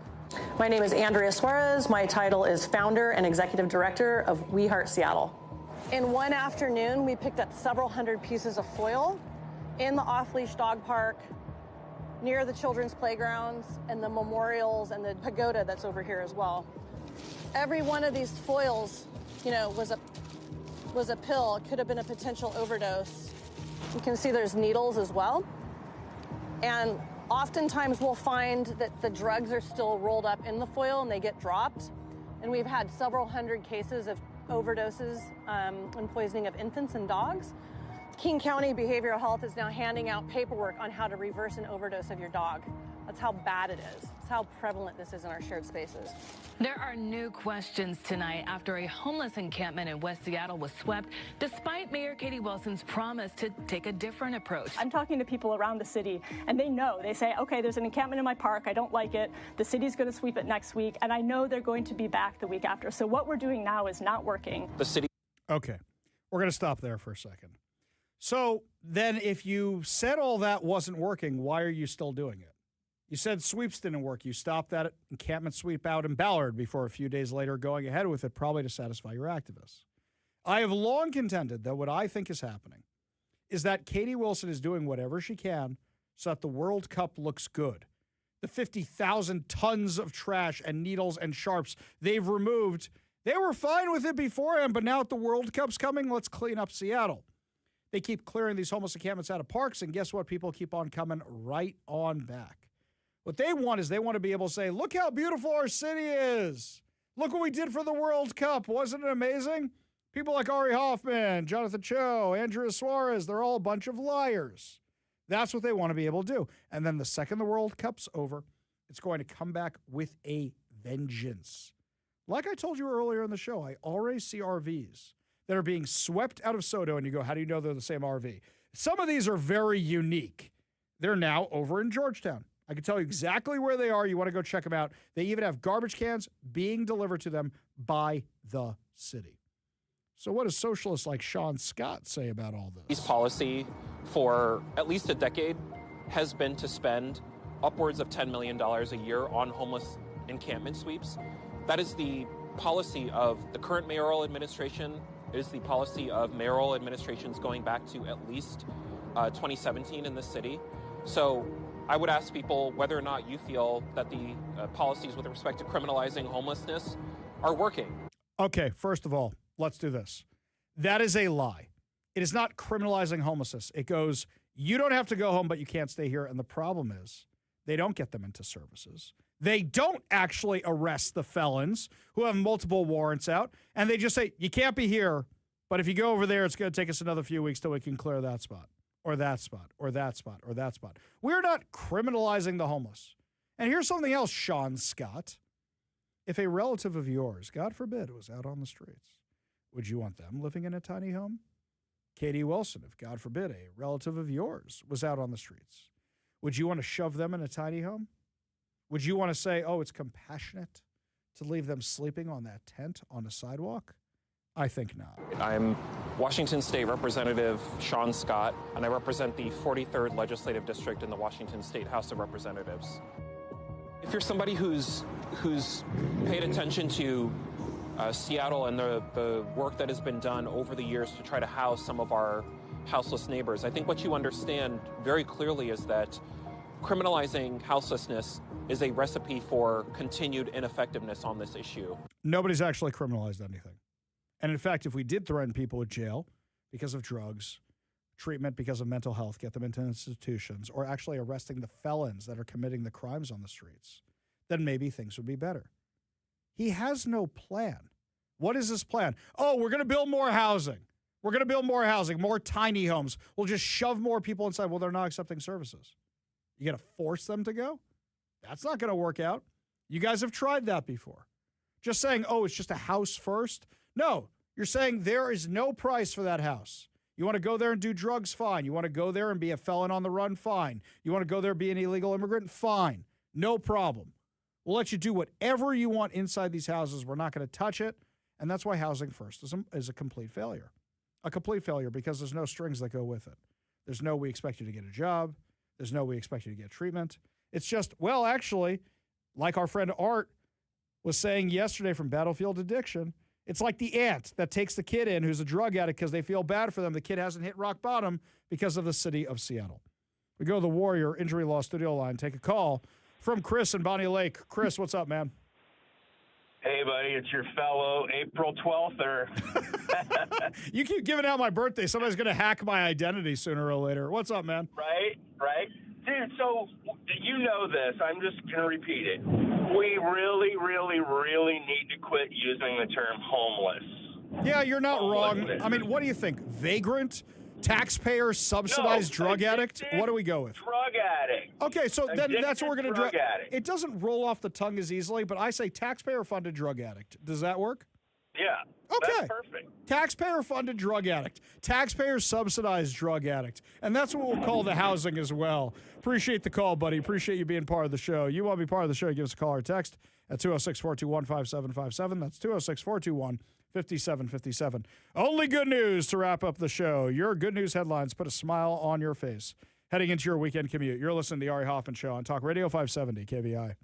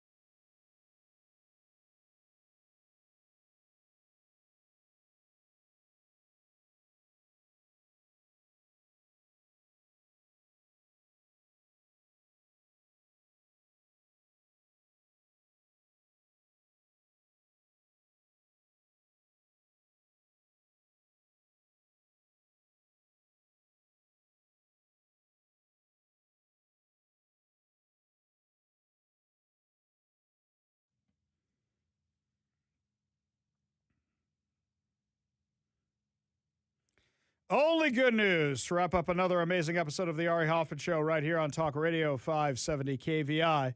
And I have this story here, which is bad news for me, but it's good news for everybody else.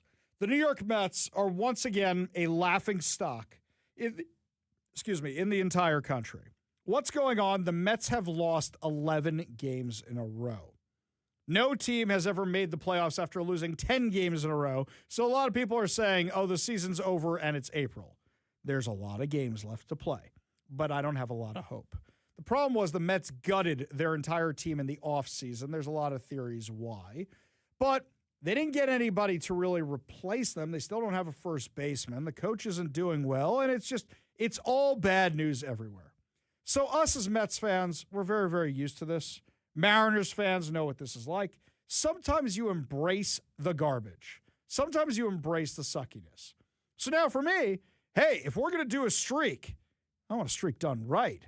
We've lost 11 in a row. I want to see 12 in a row. How are the Mets doing tonight, by the way? Let's just head on over here. Well, they were up 3-0 in the third, but now the Twins have managed to get 2 in the 6th. So now we're up 3-2 in the 7th inning, and I'm kind of rooting against my own team. I kind of just want them to lose at this point.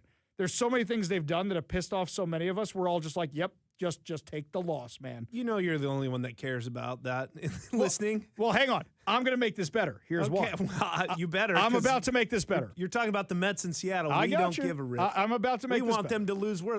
We want them to have a worse losing streak. That's why I said this is good news for everybody else. Go for it. That you all get to hang this over me. A few weeks ago, when this all started, that game, Zoran Mamdani hugged Mr. and Mrs. Met, the mascots for the New York Mets. Yes, there's even little kitty Mets. They have a whole family now. So he hugs Mr. and Mrs. Met, and they promptly proceed to lose 11 straight games. So today, during a press conference, Zoran Mamdani was asked if he will take the name The Great Mambino instead of The Great Gambino, right? As the big curse for the New York Mets. When you hugged Mr. Met. So I wonder how you feel about being blamed for the Mets' failure to perform, and also if there's anything you can do to relieve the curse that has now been put on the team. I'll first say that there's a lot of baseball left to be played, and I am still keeping the faith, as I know that many Mets fans are across the city, though I will accept